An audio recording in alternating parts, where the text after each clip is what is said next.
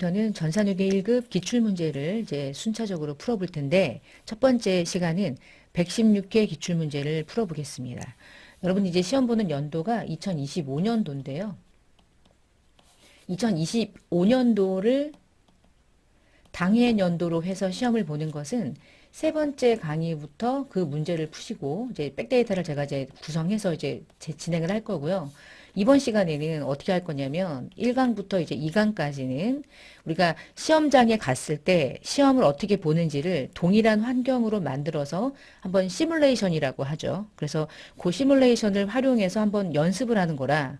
자, 그 문제는 우리가 전년도 2024년도에 시험 봤던 문제를 중심으로 해서 이제 시험 연습을 할 수밖에는 없어요. 그래서 요번 부분만 2025년도 시험이긴 한데 시험장에서의 환경 설정을 그대로 만들고 시험장에서 어떻게 백데이터를 여러분이 다운로드 받고 실행하는지 그 모든 절차를 처음부터 끝까지 같이 한번 따라가는 시간으로 첫 번째를 하고요. 그리고 116개 기출문제를 통해서 볼 건데 이론편, 실기편 이제 두 분류는 아닐 거고요. 이론편을 이번 시간에 데이터를 활용하는 것부터 쭉 한번 설명드리고 이론편 풀고 다음 시간에는 실기편 풀고 그렇게 진행을 하도록 하겠습니다. 자, 제가 이제 여러분 자료실에다가 올려드린 교환이 있죠. 자, 지금 보고 계시는 이 교환이 24년도 10월에 봤던 시험 문제입니다. 116회 전산세무회계 자격증. 전산회계 시험은 1시간 동안 시험을 보죠. 시간은 3시에서 4시까지 이렇게 1시간 동안 시험을 보고요. 시험지가 페이지가 많아요. 일단 간격이 넓어요, 일단. 그렇게 문제가 많다기보다 여러분이 공부했던 그대로 나오는 건데, 페이지가 14페이지라는 얘기는 14페이지가 여러분이 받은 페이지를 잘 확인해서 목소리가 그러냐? 빠진 게 있는지 확인하시면 돼. 시험장 갔을 때. 이거는 이제 TMI인데, 3시에 시험 보면 몇 시까지는 입시를 해야 될까요? 2시 50분? 그러면 안 돼요. 그러니까 일반적으로 한 2시 20분에서 2시 반 사이에는 자리에 앉아 있어야 돼. 대부분 시험 감독관은 2시 반 이후부터 무언가 계속 데이터를 어떻게 할 건지 말하고 자리가 맞는지 확인하고 미리미리 점검하고 3시 되자마자 절대 질문할 수가 없어요. 그냥 바로 시험을 보는 거니까. 그래서 3시 전에 3, 40분 전에는 이미 자리에 앉아 있어야 되고 여러분이 앉아 있는 그 PC 환경이 문제가 되는 경우가 있거든요. 저도 예전에 이제 요즘엔 잘 안 하고 감독관을 이제 주말에 많이 하니까 전에 이제 지금은 안 하고요. 몇 년 전에는 많이 했는데 감독관들이 시험 시작하고 나면 자리 이동하거나 이런 것에 대한 것들을 잘 하지 않아요. 왜냐면은 전체적으로 시험의 환경이 흐트러지기 때문에. 그래서 그 전에 하셔야 되고 여러분이 앉는 자리가 정해져 있을 거예요. 수험표 번호대로. 근데 내가 앉아서 이제 작업하려고 하는 시험 보려는 그 PC 환경이 안 좋을 때가 있어요. 마우스가 안 된다든지 키보드가 잘 인식이 안 된다든지 그런 경우가 있거든요. 그래서 미리 한번 열어서 메모장에다가 입력해보고 마우스 눌러보고 등등등 여러분이 작업을 미리 해놓고 문제가 있으면 빨리 얘기해서 자리를 교체해달라고 하셔야 돼. 그러니까 그런 작업 없이 그냥 앉아있으면 안 돼. 넋놓고 앉아있으면 안 되고 자리 가서 컴퓨터 어떤지 막 눌러보고 그리고 이상하면 빨리 얘기해서 자리 옮기고 그렇게 하셔야 됩니다. 자, 그러면 시험을 보기 전에 이제 어떻게 이 시험이 시행이 되는지 이제 하나씩 좀 볼게요. 맨 처음에 여러분이 이제 시험지를 받기 전에 감독관이 여러분에게 USB를 나누어 줍니다. USB에 이제 꼬리표가 종이가 하나 달라붙어 있어요. 이 종이에다가는 여러분의 응시 종목이 맞는지 그리고 수험 번호를 이렇게 손으로 입력하는 거고요. 기재하는 거고요. 자, 요 USB를 이제 컴퓨터에다가 꽂으라고 할 거야. 그럼 두 번째, USB를 설치하세요. 그래요. 그러면 USB를 이제 띡 하고 이제 꽂겠죠. 그러면 USB 드라이브 그 데이터 안에 백데이터 설치 프로그램인 텍스 파일이 있습니다. 자, 여기까지. 그러면 나는 USB를 꽂았다. 그러면 꽂으면 USB 안에 텍스 파일이 있다. 자, 지금부터 텍스 파일을 실행하는 걸 해볼 건데 제가 여러분에게 자료로 드린 것 중에 백데이터 자료 중에서 첫 번째 강의에다가 제가 이렇게 생긴 백데이터 하나를 같이 드렸죠? 잠깐만 어딨어? 여기 있구나. 여기 있다. 116회 전산세무회계 수업용 데이터. 지금 우리가 116회 백데이터를 실행할 거거든요. 자, 그럼 요 안에 이게 이제 USB라고 생각하시면 돼. USB 폴더를 열었어. 자, USB 폴더를 이렇게 열면 요 안에 이제 요거는 설치 안내는 세무사회 홈페이지에서 여러분에게 이거 어떻게 하는 건지 알려주려고 하는 거고요. 그럼 여러분이 지금 문제를 푸실 때는 설치 안내도 띄워놓고 PDF로 돼 있는 설치 안내 이렇게 일단은 띄워놓고 요거 일단 띄워놓고요. 자, 그 다음에 아래 내려가서 여기 3교시라고 하는 이 폴더 안에 보면 텍스 EXE 요거 있죠. 자, 요게 이제 USB 안에 있는 백데이터예요. 시험 보러 갔을 때. 그러면 얘를 시험 감독관이 더블 클릭하시고 실행하세요. 그럴 거예요. 자, 요때 여러분 지금 잠깐 하시기 전에 KL의 프로그램, 요 프로그램은 열어놓고 하시면 안 돼. 충돌이 되기 때문에 요 프로그램은 종료하고 열어놓으시면 안 되고요. 종료해 놓고 얘를 실행하시는 거야. 요거 열어놓으면 충돌돼서 백데이터가 실행되질 않아요. 그러면 종료해 놓고 요걸 열어봅니다. 텍스 더블 클릭. 네 하시고요. 그럼 요런 화면이 하나 열리죠.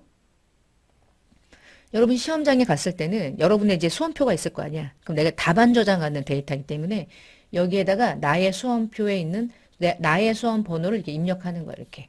그리고 이 아래쪽에다가 여러분의 이름을 이제 입력하죠. 두 자리, 뭐 세 자리 또는 네 자리도 있고 이렇게 이름을 입력하는데 여러분이 연습을 할 땐 내 수험 번호가 없잖아. 그치? 그래서 이걸 연습할 때 수험 번호를 입력할 수 있도록 아까 PDF 파일로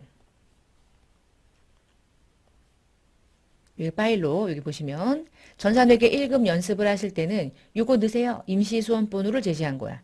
1이 6개입니다. 1이 6개, 2 하고 요 내용을 수험표처럼 입력을 하시면 돼요. 자, 넣어볼게요. 2 이렇게 넣으시면 돼요. 그 다음에 이제 여러분의 이름이 있죠? 내 이름을 입력해. 이렇게 세 글자. 이름을 입력하고 이제 설치 버튼을 누르는 거야. 우리 지금 시험 보고 있어요. 설치 하시면 우리 프로그램 들어가기 직전에 이제 나머지 정보를 입력할 수 있는 데이터가 열려요. 화면이 열려요. 지금 이제 컴퓨터 화면이 조금 바뀌었고요. 이렇게. 자, 이렇게 생겼죠? 여러분이 이제 이게 여러분이 시험 보는 백데이터가 되는 거야. 답안지가 되는 거야. 자, 시험장에 가시면 시험지를 나누어 주는데 그 시험지를 좀 봅시다. 자, 여러분에게 이제 제 첫 번째 교환으로 시험지를 나눠 드렸는데 보시면 A형이 있고요. 시험지는 B형이 있어요. A, B형이 있거든. 근데 A형과 B형은 문제는 동일한데 순서가 달라. 그 차이밖에 없어. 커닝 못하게 만든 것 뿐이고요. 문제는 똑같아요. 그러면 여러분이 받은 유형이 A형인지 B형인지를 확인해서 A형이면 A형에다가 클릭, B형이면 B형에다가 클릭. 그쵸? 미인형이면 여러분. 아, 난가? 이렇게 A형을 걸어. 그리고 감독관이 여기서 감독관 확인 번호를 불러주지 않고 3시가 될 때까지 잠시 기다리게 해. 그때 그러면 3시가 딱 되면 감독관이 확인 번호를 불러줘요. 네 자리 숫자. 그때 9093을 입력하는 순간 이렇게 입력하잖아요. 이제 입력하면 프로그램이 열리거든요. 이렇게 열리죠. 자, 지금부터 이제 3시가 카운트가 되면 지금부터 이제 1시간 동안 여러분이 시험을 보는 거예요. 지금부터 1시간 동안 시험. 똑같죠? 자, 여기서 우리가 이제 연습할 때 이 프로그램 있죠. 메인 프로그램. 이 메인 프로그램으로 했던 것과 프로그램은 똑같아요. 다른 건 아무것도 없고 다른 것은 단 하나. 답안 작성. 요거 있죠? 노란색 2개. 답안 작성 메뉴를 누르시면 이제 객관식 문제를 풀 건데 1번부터 15번까지 객관식 사지선다 문제 중에 문제를 다 푸시고 나서 여기다가 답안으로 마킹하는 거야. 1번 답은 몇 번인지 3번인지 2번인지 시험 문제 푼 거 있을 거 아니야. 답을 여기다가 작성하시면 돼. 객관식은 사지선다로 답을 입력하시면 되고 우리 실기 문제 풀 때 마지막에 장부조회 있죠. 장부조회는 여기다가 이제 입력하시면 돼요. 여기다가 여기다가 저장. 자, 그리고 나서 메뉴를 닫고 나중에 이제 실제로 닫고 나서 시험이 다 끝나고 나서 USB를 감독관에게 제출할 때 그때 마지막에 요 답안 저장 메뉴를 눌러서 USB로 최종 저장을 누르시고 USB를 뽑고 나오는 거예요. 자, 그러면 잠깐만요. 이렇게 놓고요. 잠깐만 닫아놓을게. 닫아놓고 원래 이제 문제로 가볼게요. 여기로 방금 전까지 USB 설치까지 한 거죠. 이게 USB를 설치했는데 문제가 될 수 있거든. USB가 뭔가 이상할 때가 있어. 그러면은 재설치하면 입력했던 게 날아갈 수 있으니까 얘기해서 다른 걸로 교체한다든지 뭐 이런 식으로 하셔야 돼요. 설치했죠. 그러고 나서 수험 정보 입력을 했어요. 답안지입니다. 그리고 나면 감독관이 시험지를 나누어 줄 거고 시험지가 A형인지 B형인지 확인해서 페이지 수 맞는지 확인하고 그리고 나면 이제 3시 시작하는 순간 이제 시험이 시작되는 거야. 감독관 확인 번호를 불러주지 않으면 프로그램으로 들어갈 수 없기 때문에 감독관이 확인 번호를 짠 하고 부르면 입력을 하고 바로 그냥 시험이 시작되는 거예요. 동시다발루다. 그러면 엄청 시끄러울 거야. 따다다다다다다 막 입력하고 난리 나거든.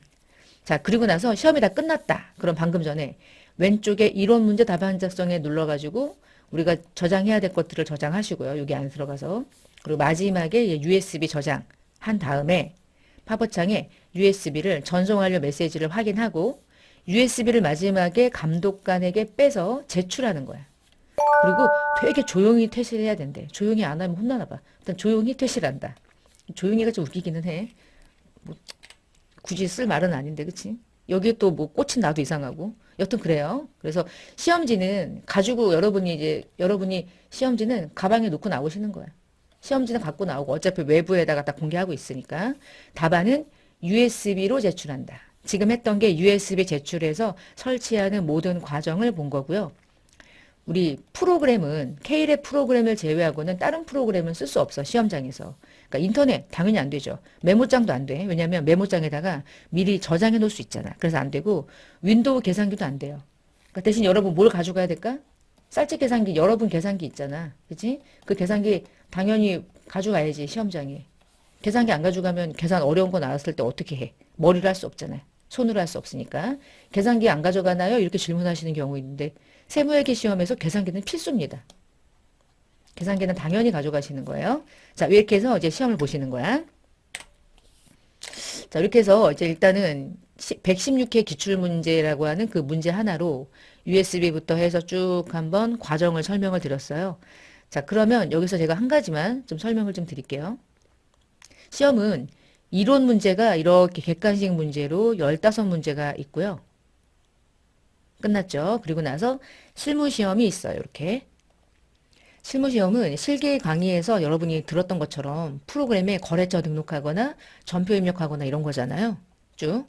자, 그러면 이론 문제하고 실기하고 순서는 이렇게 되어 있는데, 이건 제 생각이기도 한데, 이론 15문제를 먼저 풀고, 실무 문제를 풀 것인가, 아니면은 실무를 먼저 풀고, 이론을 풀 것인가. 순서는 이렇게 하거나 둘 중에 하나인데, 제가 이때까지 이제 학생들을 본 결과, 실무를 먼저 풀고 이론을 푸는 게 훨씬 저는 조금은 더 유리하지 않나. 뭐 그런 생각을 하는데, 왜 그러냐면, 실무는요, 내가 직접 모든 걸 입력해야만 답을 작성할 수 있고, 이론은 한두 문제가 헷갈리면, 여러분 찍기 잘하잖아.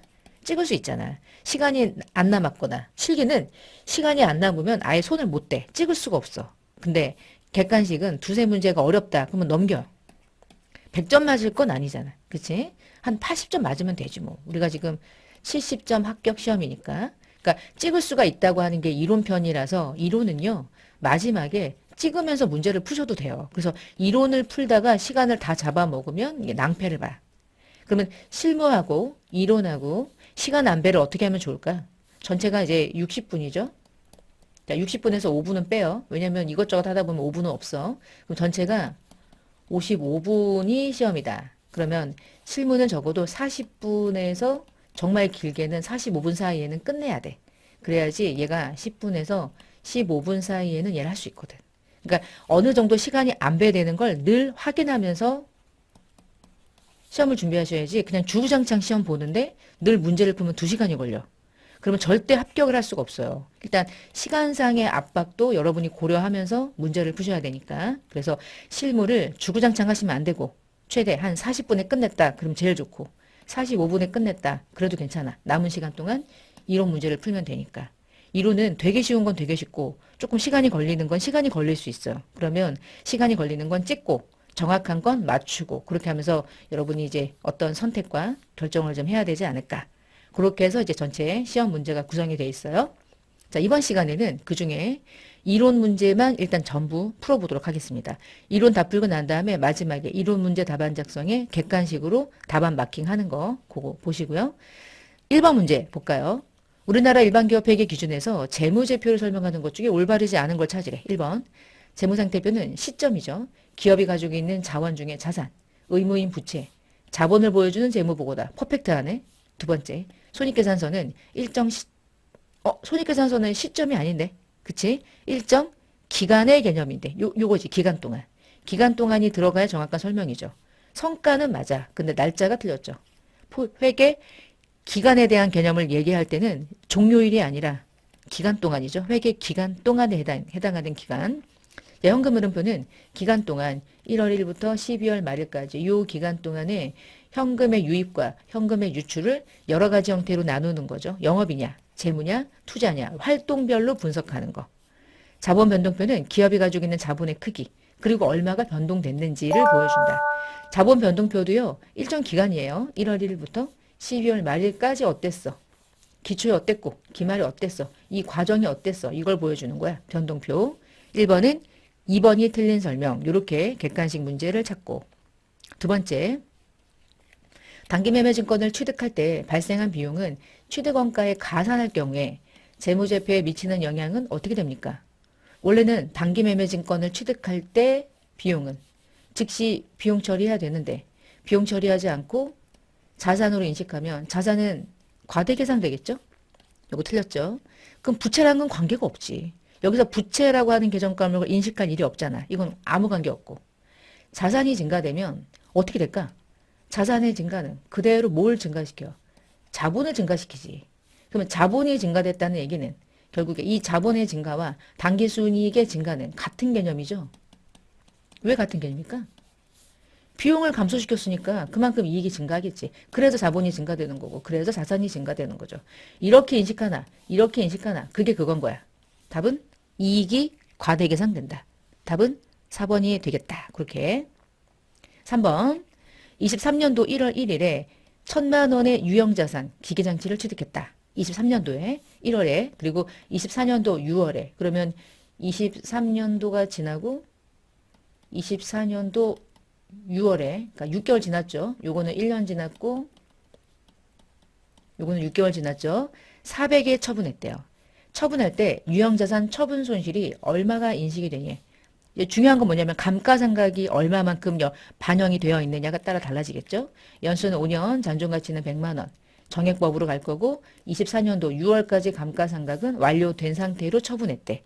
그러면 요 1년 동안 감가상각비는 얼마였을까? 지금 1,000만 원이 원가죠. 그중에 잔존가액이 100이고요. 그리고 전체 연수는 5년이죠. 그러면 900만 원 나누기 5년 했을 때 180만 원 나오죠. 연상각비요. 23년도는 1년 전체 상각비 180만 원 인식했을 것이고 24년도 6월까지 6개월 경과된 분에 대한 건 180의 절반이니까 298. 90만 원 감가했겠다. 그럼 현재 감가상각 누적액은 얼마야? 말 그대로 누계액이니까 270이죠. 됐죠? 자, 그러면 지금 내가 이 자산을 처분할 때 기계는 원가가 얼마입니까? 그럼 처분했으니까 1,000. 근데 감가상각의 누계액은 얼마입니까? 그랬더니 270. 그리고 얼마가 돈으로 들어왔습니까? 돈은 400에 처분했습니다. 그럼 670이잖아요. 그러면 차변에 얼마가 뜨냐? 1,000만 원에서 270과 400, 670을 차감하면 330이 뜨죠? 요게 손실이죠. 답은 3번. 330 이렇게 찾는다. 계산하는 건데 분개할 수 있으면 이 문제는 할 수 있지. 근데 이 문제의 관건은 감가상각을 전년도 1년, 이번 연도 6개월.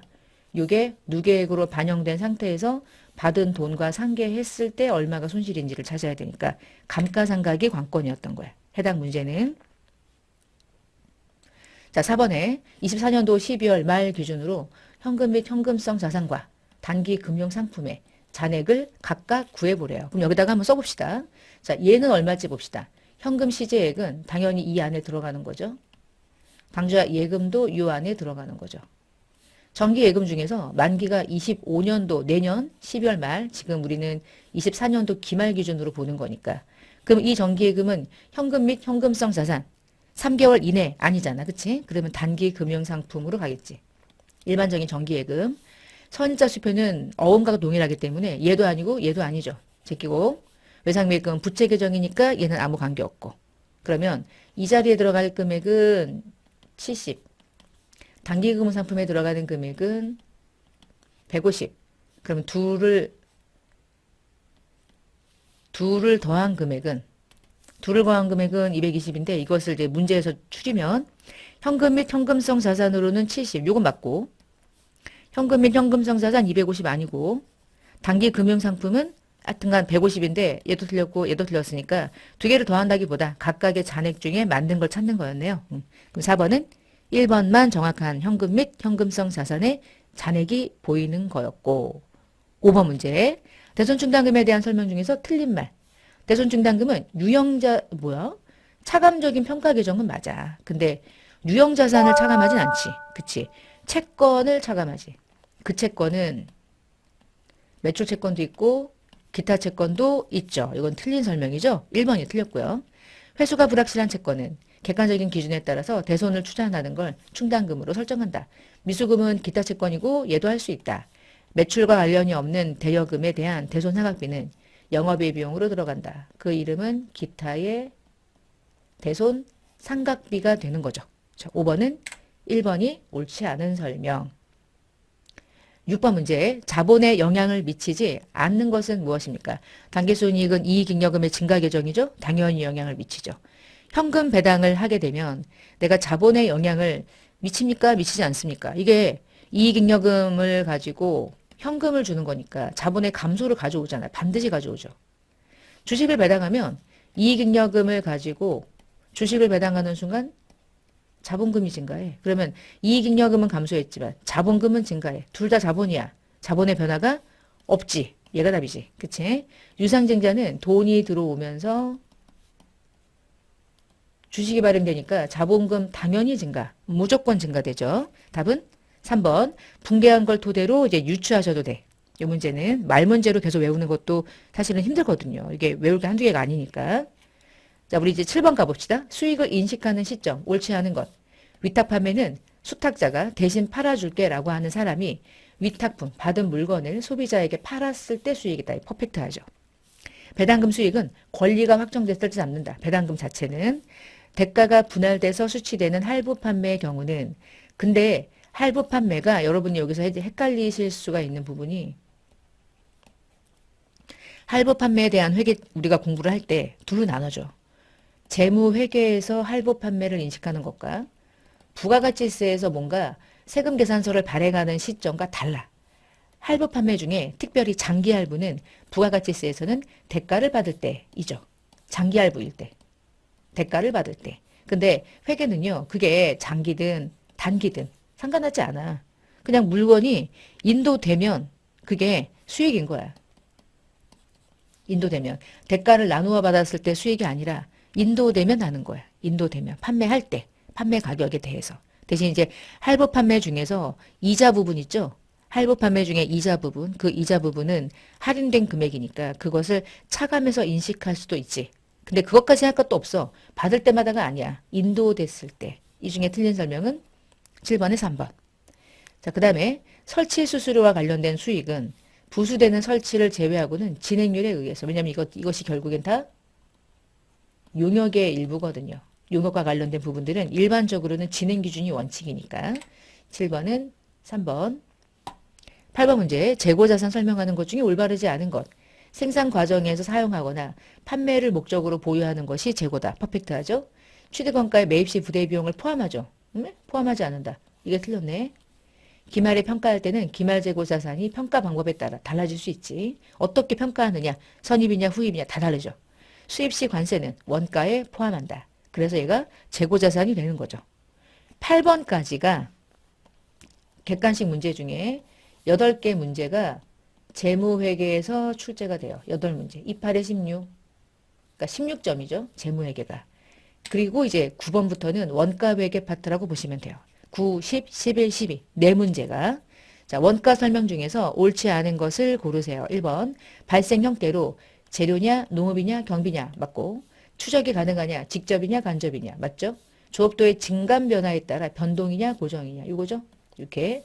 기회비용은 과거 의사결정으로 인해서 이미 발생된 원가, 이 말부터 틀렸지. 과거 의사결정으로 이미 발생된 원가를 우리는 뭐라고 불렀냐면 매몰원가라고 불렀죠? 그쵸? 답은 매몰원가. 4번 틀렸고요.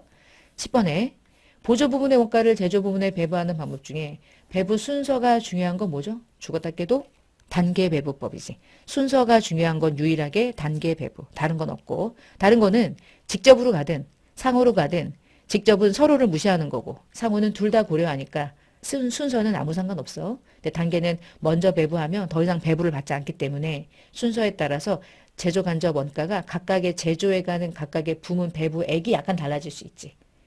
그러나 총액은 똑같죠. 총액은 똑같지만 자, 총배분법이라는 건 듣도 보도 못한 거죠. 그러니까 존재하지 않는 방법인 거야. 이건 말도 안 되는 방법. 그냥 집어넣어 놓은 거다. 이렇게 보시면 되겠고요. 11번에 제조원가 명세서에 제공되는 정보가 무엇인가? 보니까 기부금은 뭐죠? 900번대로 걸어볼게요. 영업의 비용. 이자 비용도 영업의 비용. 얘는 당연히 보이지. 매출원가는 뭐야? 손익계산서의 첫 번째 비용이지. 우리가 제조원가 명세서에서 단기 총 제조원가를 구하고 단기 제품 제조원가를 구해서 손익계산서에 매출원가를 구하기 위해서 넘겨주긴 하지만 매출원가가 제조원가 명세서에 나타나는 원가는 아니잖아. 이건 딱 대놓고 이거는 뭐야? 원가라는 이름으로 불리우는 팔려서 인식하는 비용이죠. 비용과 원가는 달라요. 원가는 제품을 제조할 때 들어가는 원가의 개념이고 그게 팔렸을 때 그때야 비로소 이렇게 비용이 되는 거지. 비용이라는 원가와 그냥 일반적인 제조 원가는 같은 원가라고 부르면 안 돼요. 12번. 평균법에 의해서 가공원가, 완성품 환산량. 평균법이고요. 가공원가, 환산량. 재료는 공정 초기의 전량 투입이래. 근데 상관없어. 우리는 가공원가니까. 됐고. 가공원가는 균등 투입. 이렇게 한번 그려볼까요? 자, 평균법이니까 기초가 10,000개가 있었든 착수가 60,000 개가 됐든 상관없는 게 완성된 거 40,000 개고 기말 제공 수량이 30,000 개인데 60%야. 평균법은 얘가 먼저고 자시고 상관하지 않죠? 그냥 이 둘을 평균 내는 거죠. 40,000 개는 전량이 40,000 개고 가공비가 60%까지 30,000 개를 환산하면 6, 38, 18,000개죠. 요거 두 개 더한 58,000 개까지가 가공 원가 완성된 환산량이라고 부르는 거죠. 답은 58,000 개 하시면 되죠. 이렇게 해서 9, 10, 11, 12 네 문제 이렇게 네 문제가 원가 문제가 돼요. 그 나머지 13, 14, 15 세 문제가 이제 부가세 문제입니다. 1번 부가가치세법상 납세 의무자 틀린 거. 영리 목적이랑 관계없어. 관계없지. 그치? 사업상 독립. 영세율을 적용받는 사업자는 납세 의무자가 아니에요? 정말 중요한 납세 의무자죠. 영세율은. 그리고 영세율은 항상 과세사업자만 적용받죠. 간이과세에서 납세 의무 맞죠? 재화를 수입하는 자도 납부를 해야 되죠. 답은 틀린 설명. 부가세법상 사업장에 대한 설명 중에서 옳지 않은 것을 고르래요. 사업장은 사업자가 사업을 하기 위해서 거래가 일어나는 고정적인 장소 중요하고요. 사업장을 설치하지 않고 등록도 안 했지만 과표, 세액을 결정하거나 결정할 때 만약에 이자들이 사업자 등록을 안 했다면 주소나 거소지도 사업장으로 직권 등록도 가능하니까. 제조업의 경우는 제품 포장만 하거나 충전만 하는 곳이 사업장이 될 수 없단데 있다. 이게 틀렸지. 제품 포장만 하는데 무슨 사업장이야. 매출이 일어나는 고정 장소가 아니죠.